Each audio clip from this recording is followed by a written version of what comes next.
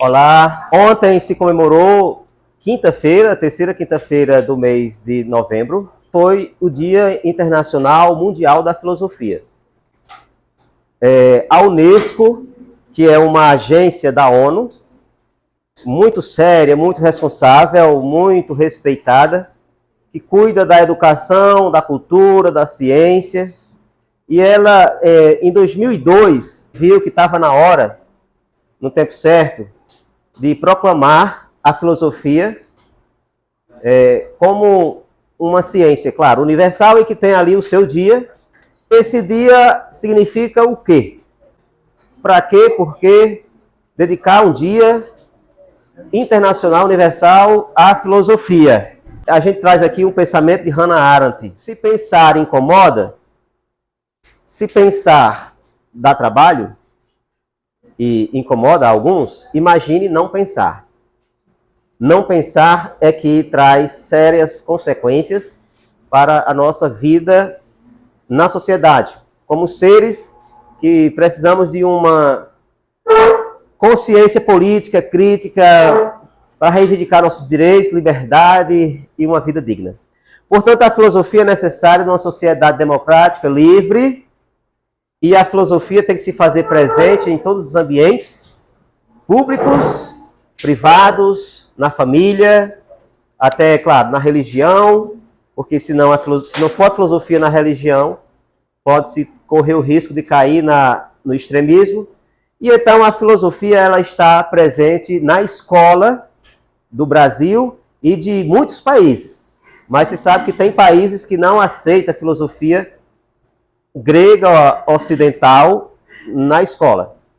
Então, dos judeus nós herdamos a religião, dos romanos herdamos as leis, e aí os gregos, eles deixaram esse legado da filosofia para nós. Então, a Unesco tem um trabalho, juntamente com pensadores, filósofos, professores, e aí ativistas, pessoas de academia, de escola, mas também de outras organizações sociais, ela tem essa preocupação de, claro, fazer um esforço para levar a filosofia para todo o mundo.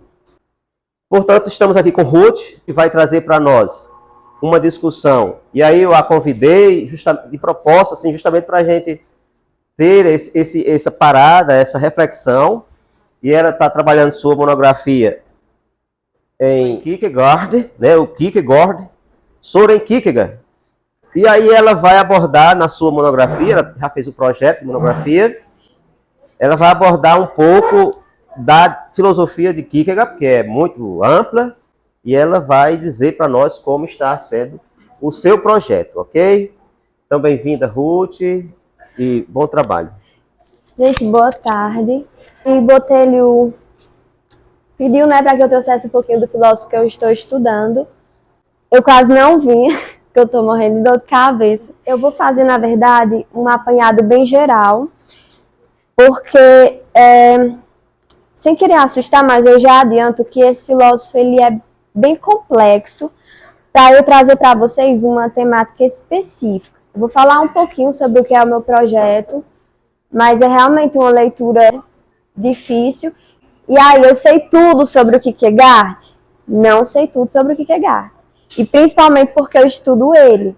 Quanto mais você estuda filosofia, mais você descobre que você estava até entendendo, mas estava entendendo errado. Aí tem que estudar de novo. E aí a gente vai seguindo nesse ciclo, né, Botelho? Então, vamos lá. O Kierkegaard ele é considerado o pai do existencialismo. Então, vamos saber primeiro o que seria o existencialismo. Então, é um movimento filosófico que surgiu aí por volta do século XIX e XX, que é focado em estudar acerca da existência humana e as questões voltadas a essa existência. Então, problemáticas como morte, angústia, desespero, essas problemáticas que a gente considera as piores, é muito estudada aqui no existencialismo. O contexto da filosofia do Kierkegaard é esse: crítica a outro filósofo, a Hegel, e ao sistema religioso da Dinamarca. Então, sabe aquela ideia de que você tem um país cristão Por exemplo, o Araripe é uma cidade cristã. Essa ideia não era uma ideia que o Kierkegaard iria concordar muito, porque ele vai dizer, não tem como você pegar aqui um pacote todo de gente e dizer que todos são cristãos, porque esse cristianismo, ele está mais ligado a uma individualidade, ao particular. E a gente sabe que quando você é ou católico praticante ou protestante praticante, realmente tem essa questão de individualidade. Eu tenho experiências com Deus que talvez ela não tenha. É uma questão muito pessoal, de conversar com a divindade que você acredita. Então, assim, se eu digo que todo mundo aqui é cristão, com certeza, nem todos são praticantes da forma que devem ser. Aí o que ele diz? Olha, aquele cristão de verdade é o que também sofre dores, assim como Cristo sofreu. Mas ele também diz, considerando isso, o único cristão que existiu morreu crucificado numa cruz, que foi Cristo. Isso já é uma das críticas dele a esse modelo de cristianismo que em tese funciona.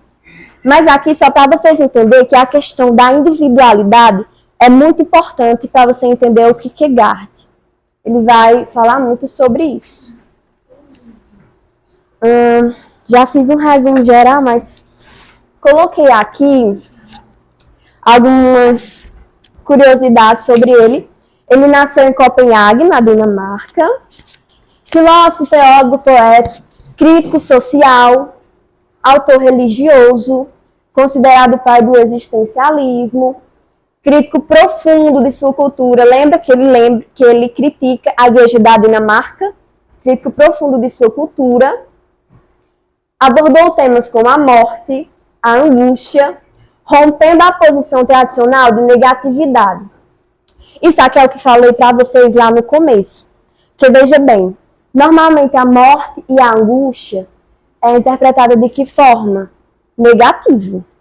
É o lado negativo da nossa vida, a morte e a angústia. Por mais que sejam aspectos que a gente não consegue não sentir. Justamente por isso, o que ele vai querer fazer essa análise? Olha, a angústia é algo que todo mundo já sentiu, é algo que é presente na existência. Então, como é que a gente pode analisar ela sem ser só dessa forma negativa? Se todo mundo já sentiu angústia, por que a angústia é negativa? Será que não tem alguma relação com a nossa própria existência? Com a nossa composição enquanto seres humanos? São questões filosóficas que são importantes de ser pensadas, para se analisar de modo racional. E aí, no caso do Kierkegaard, ele vai tratar acerca da angústia mais relacionada à nossa liberdade de escolha. Só que não vou me aprofundar agora nessa questão.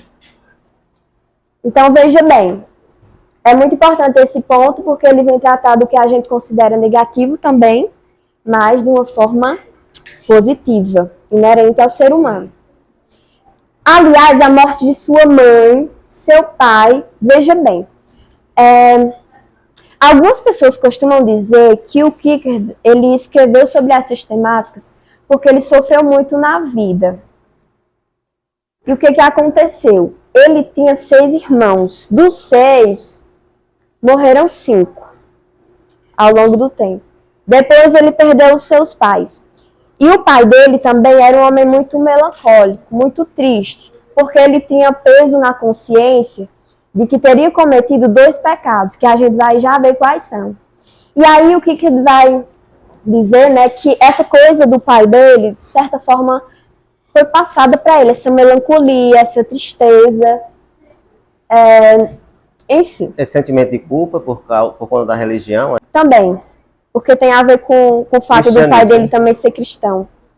Eu coloco já o motivo da culpa, tá? Pronto. E aí, sendo que ele passou por coisas relacionadas a essas problemáticas, ele também vem tratar com uma certa propriedade, né? Se você passa por algo, você consegue falar sobre com maior facilidade. Dedicou a vida à construção de uma filosofia cristã, crítica. Então, ao mesmo tempo que ele era cristão, ele criticava um modelo de cristianismo que não seria o correto, né? Então, assim, aquele cristianismo que em tese funciona, que todo mundo é cristão, mas cadê as marcas desse cristianismo? Na individualidade. Como é que eu consigo perceber que Botelho é cristão? Ele só fala que é. Mas o estilo de vida, o modo de pensar, não está batendo muito. Aí como é que a gente considera simplesmente por isso? Esse modelo era criticado por ele também. E aqui, ó, a Igreja Luterana Dinamarquesa e também criticava Hegel, que foi o que eu já falei para vocês. Eram as críticas principais dele, que pauta toda a sua filosofia. Hegel, ele era idealista alemão, um filósofo que fundamentava sua filosofia na razão, e idealizou tanto a realidade, a história, que para ele o real era racional e a razão era real. Não tinha como separar a razão da realidade. E aí o Kierkegaard, ele é mais pragmático, assim? Pode dizer que ele é mais concreto? Sim, mais concreto, porque o Hegel ele não vai se importar tanto com a questão da subjetividade. Já é mais uma coisa mais objetiva, já que tem essa característica da história, né? Dessa análise universal acerca da realidade. Já o Kierkegaard, ele vai considerar a subjetividade, que é o lado mais pessoal de cada indivíduo. Pronto.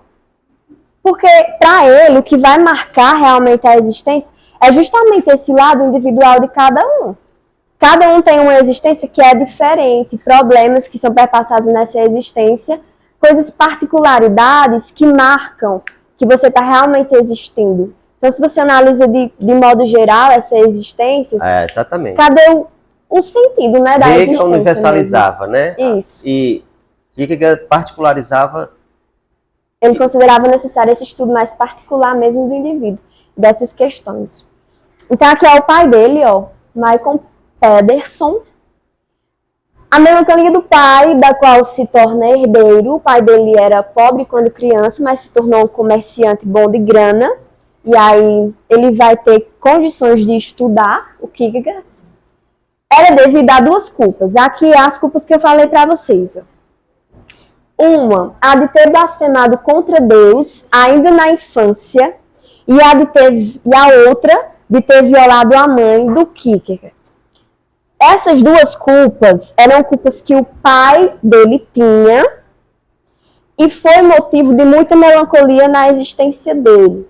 Ele se culpava porque ele achava que tinha blasfemado contra Deus, por ter lançado uma maldição, uma maldição contra Deus ainda quando era criança, e por ter violado a mãe do Kierkegaard. Então a mãe do Kierkegaard, ela era uma doméstica e foi violentada, né, pelo pai dele, e aí que teve o Kierkegaard. Ele era cristão mesmo assim, ele influenciou o Kierkegaard a se matricular no curso de teologia, queria muito, era um desejo dele que ele se formasse em teologia, tanto que ele chegou a se formar. E todas as obras do Kierkegaard, depois que ele se formou, são escritas por pseudônimos. Então, veja bem, é muito fácil você encontrar um livro que é do Kierkegaard, mas é com outro nome. Victor Eremita, Johannes de Silentio, Clímacos, entre outros. Ele se utilizava desses pseudônimos. Esse aqui é uma curiosidade que sempre você vê quando vai estudar a história do Kierkegaard, que é sobre a Regina Olsen. Foi uma mulher que ele se apaixonou e chegaram a noivar. Só que 2 anos depois desse noivado, o Kierkegaard rompeu com o noivado. Ele amava muito ela também amava ele, mas ele rompeu basicamente por isso.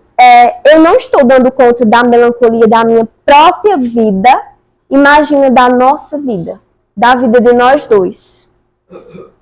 E rompeu o noivado com a Regina. Há estudos que dizem que ele se arrependeu. Tanto que há escritos, como esse trechinho que eu deixei aqui, que são dedicados a ela. Ele chegou a dizer que lhe faltou fé. Por isso que ele rompeu o noivado. Terminou o relacionamento em 1841, alegando que sua vida e vocação como filósofo e escritor não seriam compatíveis com o casamento.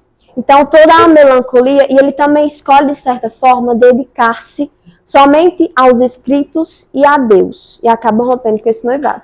Só que aí ele também chega a se arrepender, né? Esse aqui é um trecho, ó. Amada ela era. A minha existência exaltará a sua vida de um modo absoluto. A minha carreira de escritor poderá ser também considerada como monumento ao seu mérito e glória. Eu a levo comigo na história. Está aqui mesmo depois de ter rompido o noivado. E ela chegou a se casar com outro, mas aí ele continuava amando ela. Pronto. Aí eu trouxe algumas obras para vocês conhecerem. Trouxe aqui os livros físicos que eu tenho. Esse daqui, o conceito de ironia constantemente referido a Sócrates, foi o tema da tese de mestrado dele. Que ele vai fazer uma análise acerca da ironia presente nos discursos de Sócrates e todo o seu método. Esse daqui, Temor e Tremor, é a obra que eu estou estudando para fazer a minha monografia. Porque ela é uma obra focada no sacrifício de Abraão. É uma análise racional acerca do sacrifício de Abraão e da fé, tá? Que ele vai chamar de absurdo da fé. Esses aqui são os livros físicos que eu tenho dele. O conceito de angústia, ele é o livro principal e que vocês mais vão ver se vocês pesquisarem sobre ele. É o primeiro livro que aparece. É o conceito de angústia. Ele é tanto principal como também extremamente difícil. Tanto é que, a priori, eu ia fazer o meu trabalho sobre a angústia. Eu queria mostrar no meu trabalho a positividade da angústia no Kierkegaard, já que a gente considera negativo, mas para o Kierkegaard é positiva. Só que conforme eu fui escrevendo, eu fui me dando conta que não ia conseguir fazer, porque é difícil. Mas eu cheguei a comprar, né? E basicamente, ele vai começar falando do caso de Adão, quando ele pecou. Porque o Adão pecou a partir da liberdade. Nesse caso, a angústia está relacionada à liberdade. O Adão pecou a partir da liberdade de escolher. Então, veja bem, ele está lá no paraíso. E aí ele se dá conta que pode decidir ou não comer do fruto. Ele tem a liberdade de escolha. Isso já angustia ele, porque ele não sabe o que vem depois da escolha. Aí, após a escolha de comer do fruto, ele vai ter pecado. É o que ele vai chamar de salto qualitativo, que é quando ganha uma nova qualidade. Só que essa qualidade não é no sentido positivo, ganhou algo bom. É no sentido de ter ganhado mais uma característica, que é a característica da pecaminosidade, ao pecar. E após ele pecar, essa angústia vai se elevar. Então, assim, o Adão não se angustiou porque pecou. Ele se angustiou porque ele tem a liberdade de escolher. Aí, depois de pecar, essa angústia só se elevou. É basicamente essa análise que ele vai fazer aqui, só que de modo bem mais minucioso. Um dos conceitos mais presentes no existencialismo, ele é um dos precursores do existencialismo, é a liberdade, né? Ele escolheu, e nessa escolha ele sofreu. Ele não se sentiu capaz de casar e tal. E aí ele fez uma escolha, depois se arrepende. Então, as escolhas que a gente faz, geralmente a gente se arrepende, mas aí vive uma angústia, né? Às vezes o homem se sente incapaz, sabe? Eu acho que aí eu pareci um pouquinho com ele aí. Eita, não, é sério, eu vivi muito essa angústia aí. Mas vai lá, é a escolha, né? Então, como o Botelho bem falou, essa angústia aqui, ela não é necessariamente a angústia psicológica, tá? Você pode até encontrar que é uma obra de psicologia, só que não é necessariamente a angústia, aquela coisa ruim que a gente sente. Mas é angústia existencial, a partir da nossa liberdade de escolha. Está diretamente ligado com a liberdade. Então, o conceito de angústia está aqui. Depois a gente vai ver que, para Sartre, o homem é condenado a ser livre. Que é uma outra concepção de liberdade, né? Verdade. Esse daqui, minha gente, ó, O Desespero Humano. Não. Esse livro aqui, eu e meu colega decidimos ler. A gente passou cerca de 2 horas para entender essa página. Essa página aqui, ó. O livro, ele é um livro pequenininho de você ler. Agora, você entender, aí já é mais difícil. Eu vou ler só um comecinho aqui, ó, para vocês verem. Ele vai começar falando aqui acerca, o desespero é a doença mortal. Olha só. O homem é espírito. Mas o que é espírito? É o eu. E o eu? O eu é uma relação que não se estabelece com qualquer coisa alheia a si, mas consigo própria. Mais e melhor do que na relação propriamente dita. Ele consiste no orientar-se dessa relação para a própria interioridade. Vocês estão vendo que ele diz que o eu é uma relação?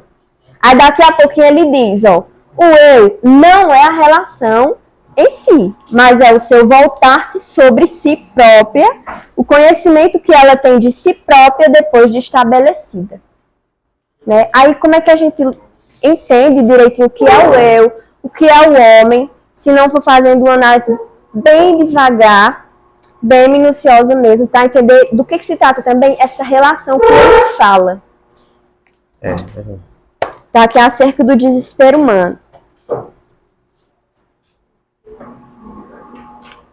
Esse daqui é o livro que eu estou usando para fazer o meu trabalho. Ele é um recorte do Temor e Tremor. A história de Abraão, obediência, sacrifício e provisão. Que é onde ele vai falar do sacrifício de Abraão e fazer análise filosófica sobre tudo o que aconteceu. Desde a promessa de que Abraão ia ter filho, até o momento que ele tem que sacrificar esse filho da promessa. Que é a temática do meu projeto de pesquisa.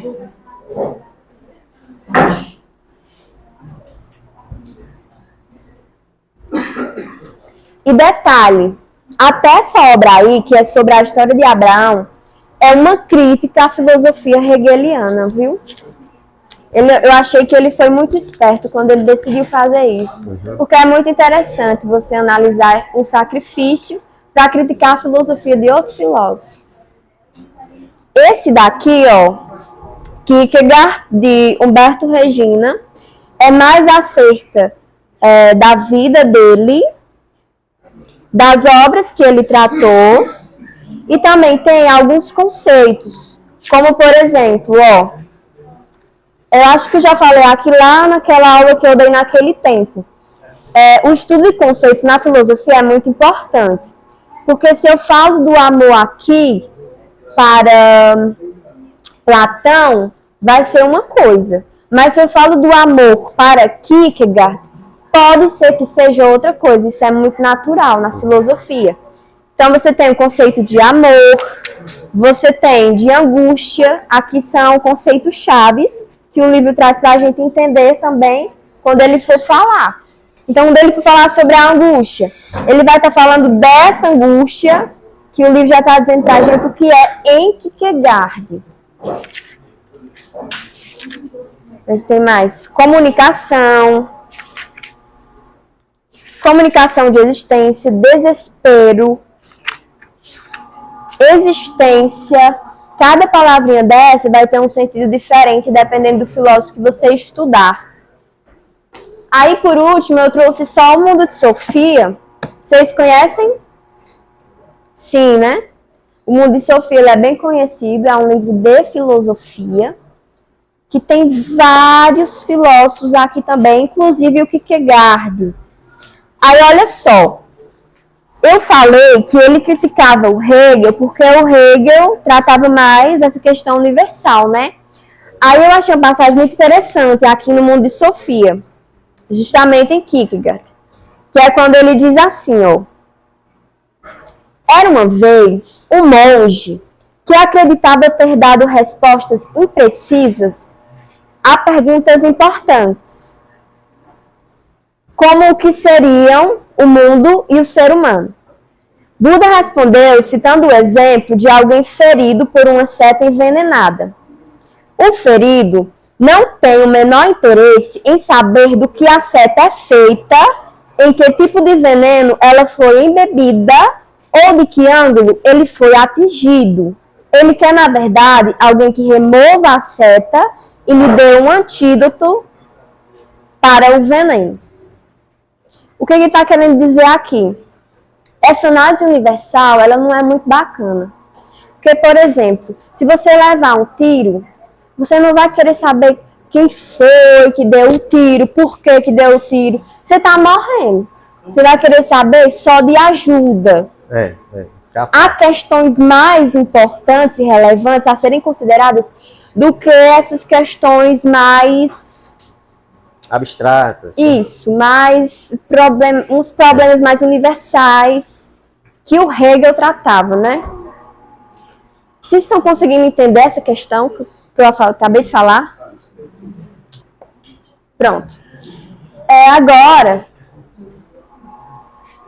eu vou só fechar falando rapidinho sobre a minha temática para a monografia. E eu queria começar perguntando para vocês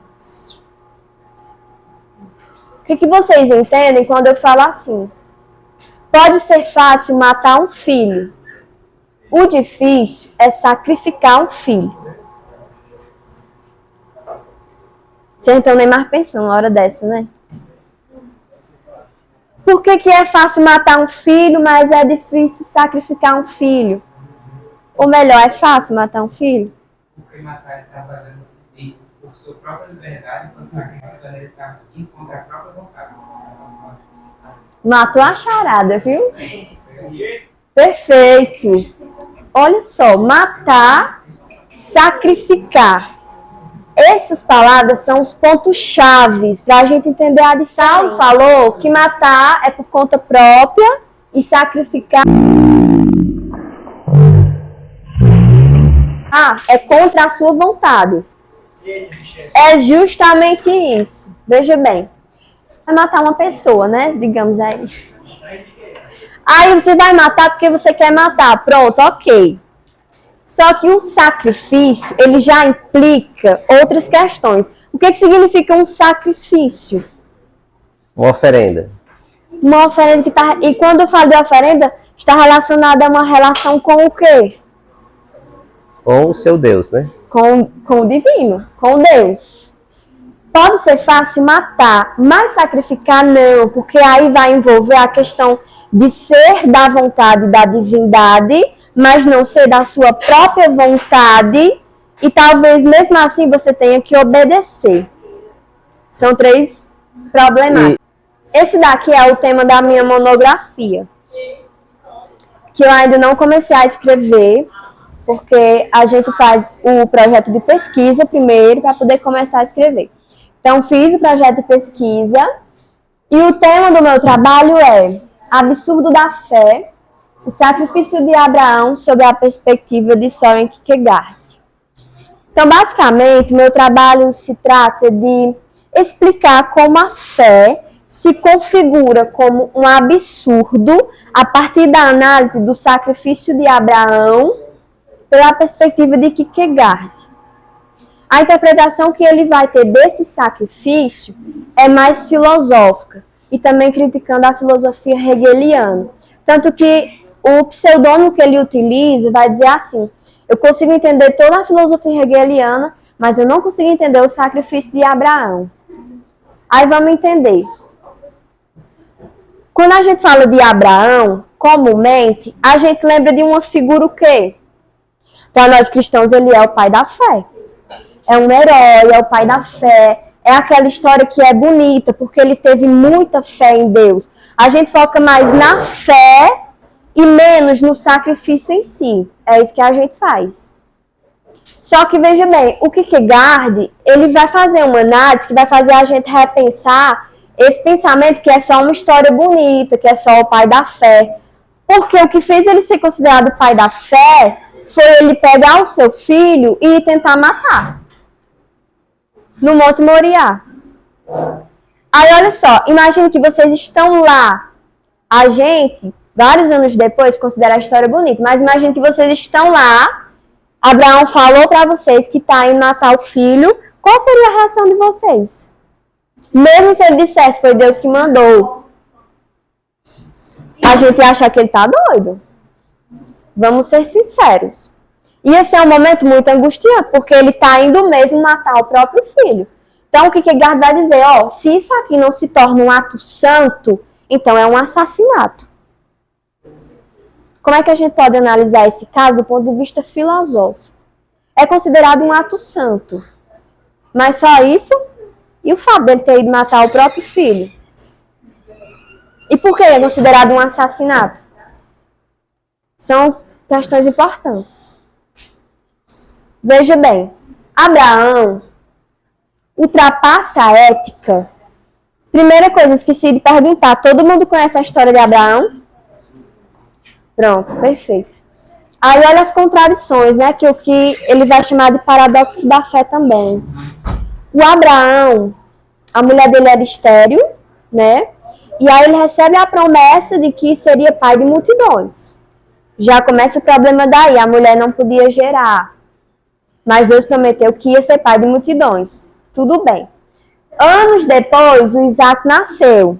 Nasceu com o Abraão já na velhice. Mais uma problemática. Ele já estava velho, mas o menino nasceu. Aí a problemática principal. Deus prometeu que ele seria pai de multidões. Mas de onde viria essa multidão? Deus pede o sacrifício. Como é que eu prometo a Botelho que ele vai ter um filho, que vai ser pai de multidões? Aí quando o menino nasce, eu vou e digo, Botelho, agora mata o filho. Como é que ele vai ser pai de multidões? Ele vai matar, de onde vai surgir essa multidão? É absurdo, né? É absurdo. E tem que ser pensado, filosoficamente falando. Se Deus ia tirar literalmente o menino, e aí? Porque Abraão não sabia que o milagre ia ser feito, né?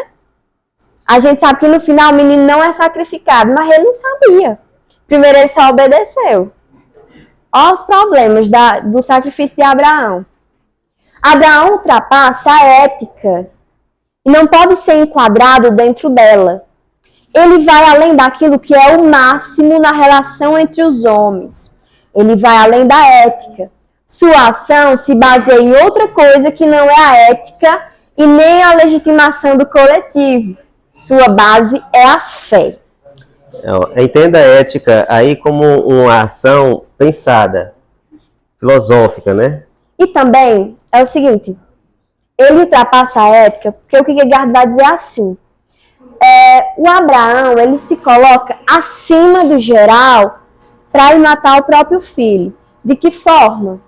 A gente possui leis éticas que impedem da gente estar se matando nesse exato momento. Não é moralmente correto você matar, e muito menos o próprio filho. Só que o Abraão foi fazer o quê? Foi matar o filho.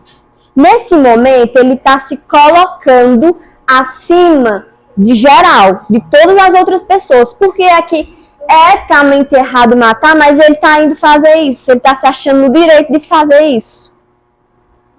Uma pessoa que não tem fé iria querer pensar sobre isso. Por que ele está se colocando acima do geral? A base dele é a fé. Mas aí ele rompe esses limites da ética e vai seguir para o sacrifício. Se coloca acima do geral nesse momento. É por isso que ultrapassa os limites da ética e também da razão, da nossa compreensão. Aí tem uma coisa também, mesmo sabendo que Deus iria recolher o menino, imaginando, né? Porque Deus não disse que era só um teste. Ele tinha fé de que alguma coisa pudesse acontecer. Né? Vou sacrificar o menino em obediência a Deus, vou dar aqui um salto de fé, e pode ser que em algum momento aconteça aqui, Deus manda Isaac de volta e tal, só que ele não sabia, né? Então é o que Kierkegaard vai chamar de salto na fé. O absurdo da fé se trata justamente do fato dessas problemáticas que envolvem a fé extrapolar os limites da compreensão.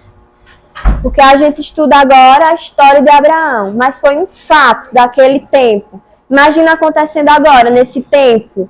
Não ia ser uma coisa que você ia olhar e tudo bem. Ia dar um problemaço, ainda mais se todo mundo soubesse.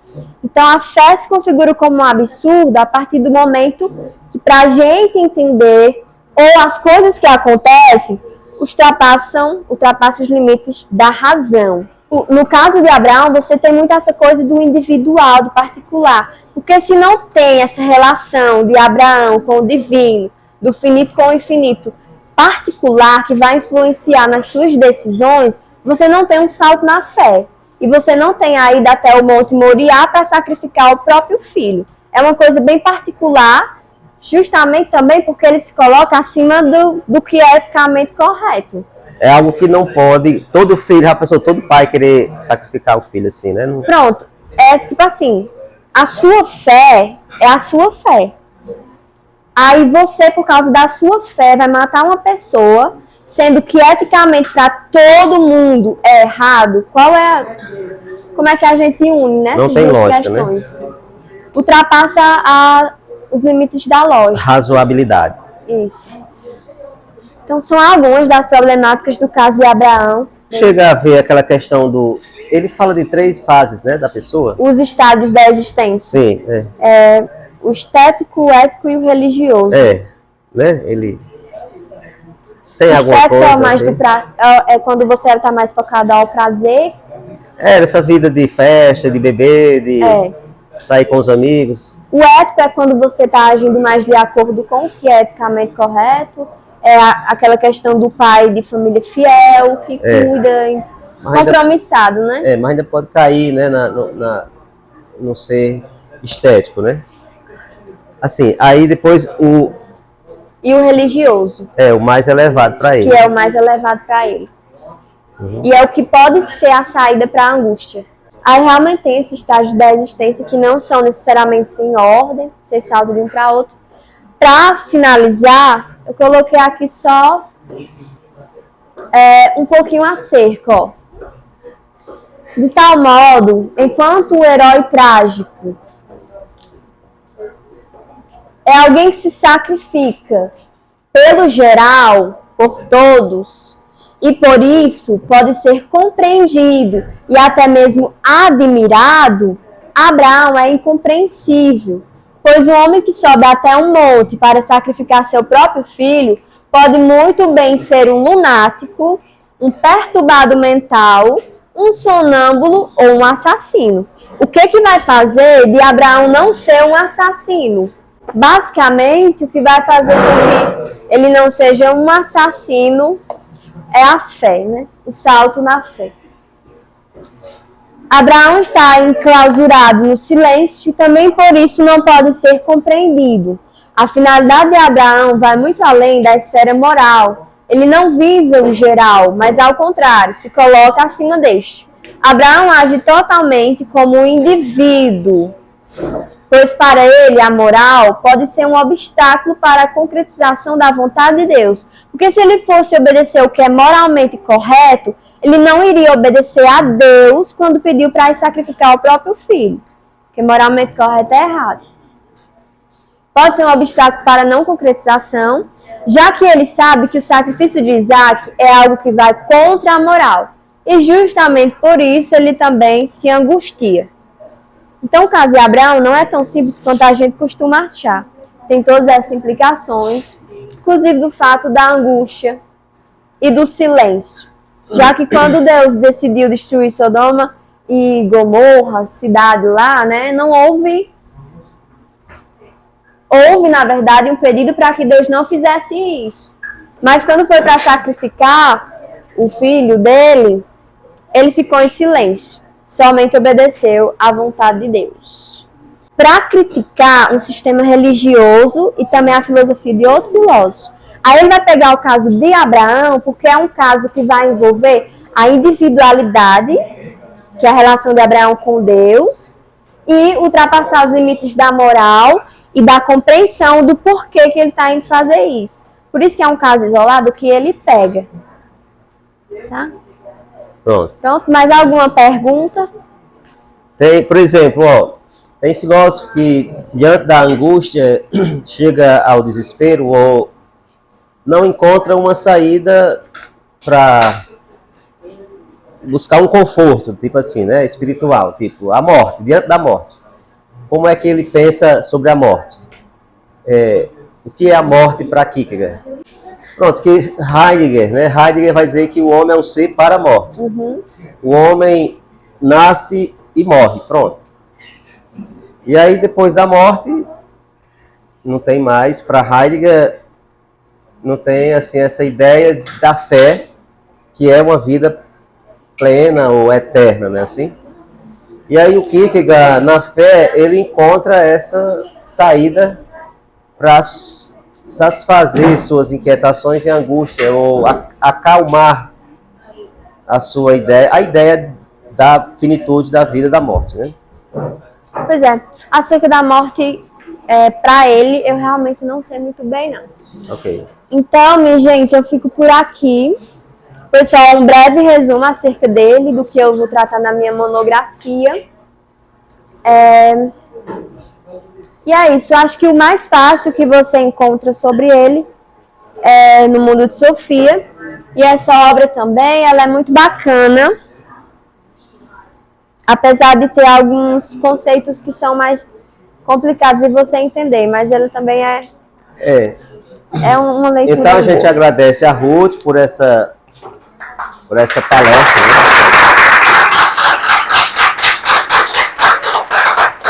Queria que Ruth só deixasse uma mensagem aqui sobre a filosofia, o dia da filosofia, né? O que significa para você um dia dedicado à filosofia?